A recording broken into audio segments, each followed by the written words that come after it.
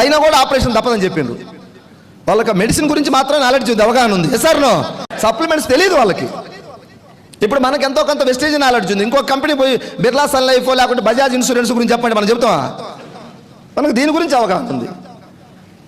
అట్లా ఈ 3 months దాటిపోయింది. ఈరోజు హ్యాపీగా వర్క్ చేస్తా ఉన్నాడు. అబ్బాయి మాకు 2 చేతులు ఎత్తి దండం పెట్టిండు. 70,000 80,000 శాలరీ, 70,000 శాలరీ అతను నేను వదిలేసి వెస్టేజ్లోకి వస్తాను, మా నాన్న లాంటి వాళ్ళు ఎంతో మంది పేదలు ఉన్నారు, వాళ్ళకి నేను హెల్ప్ చేయాలి వెస్టేజ్ అంటున్నాడు. కొంచెం వెయిట్ చేయమని మేము ఆపుతున్నాం. ఒక 3 నెలల్లో జాబ్ వదిలేసి వెస్టేజ్లోకి రాబోతా ఉన్నాడు కంప్లీట్గా. గోపాల్ పేరు.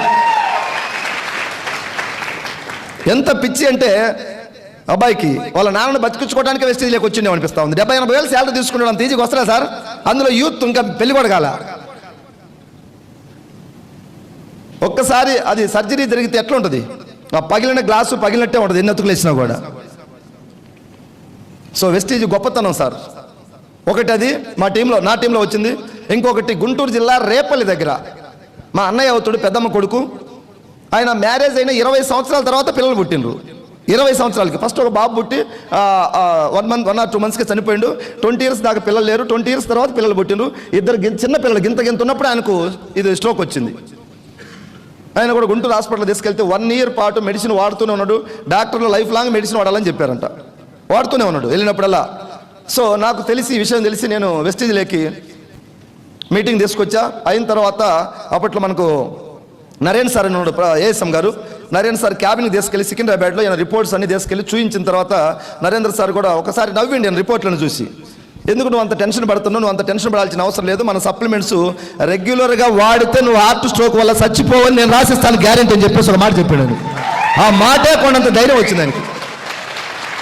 ఆ మాటే కొన్నంత ధైర్యం వచ్చింది మనిషికి. ఆయన దగ్గర డబ్బులు లేకుంటే అన్నయ్య దగ్గర నేనే ఒక 3,500 ఎంత అయింది డబ్బులు, క్రిల్ ఆయిల్, ఫ్లాక్స్ ఆయిల్ అన్ని తీసి యూజ్ చేయను అని చెప్పేసి వాడిచ్చినాం. రెగ్యులర్గా ఒక 6 నెలలు వాడిండు. ఇంగ్లీష్ మెడిసిన్ బంద్ చేయొద్దని చెప్పిండు. అది వాడుతూ ఇది వాడమన్నాడు. ఇంగ్లీష్ మెడిసిన్ వాడి తర్వాత మంగళగిరిలో ఆయన దాదాపు ఒక 6-7 హాస్పిటల్ తిరిగిండు. ఏ హాస్పిటల్కి పోయినా టెస్టులు చేస్తున్నారు, మెడిసిన్ రాస్తున్నారు, యూజ్ చేస్తున్నారు. నువ్వు వాడు అంతే. డాక్టర్లు అంత భరోసాగా అందరూ చెప్పరు మనకి. చెప్తారా సార్ కూర్చోబెట్టి నువ్వు జస్ట్ రాసిస్తారు, 15 రోజుల తర్వాత వచ్చి కనపడమంటారు. ఒక మాట ఎక్కువ అడగాలన్నా భయం మనకు. సో మంగళగిరి ఎన్ఆర్ఐ హాస్పిటల్లో డాక్టర్ భాస్కర్ రావు పేరు. ఈయన వెళ్ళి మన సప్లిమెంట్స్ అన్ని డబ్బాలు బ్యాగ్లో పెట్టుకుని వెళ్ళి చూపించాలని ఆరాటం ఉన్నదంట. చూపిస్తే ఆయన టేబుల్ మీద పెట్టుకుని ఒక 15-20 నిమిషాలు అన్నిట్లో స్టడీ చేసి ఎవరు ఇచ్చారు నీకు అన్నాడంట. ఇట్లా మా తమ్ముడు వెస్టేజ్ కంపెనీలో పనిచేస్తాడు సార్, ఇది డైరెక్ట్ సెల్లింగ్ కంపెనీ అంట, నాకు కూడా తెలియదు, మా తమ్ముడు ఇచ్చిండు వాడినంటే చాలా మంచి ప్రోడక్ట్ ఇది రెగ్యులర్గా కంటిన్యూ చేయి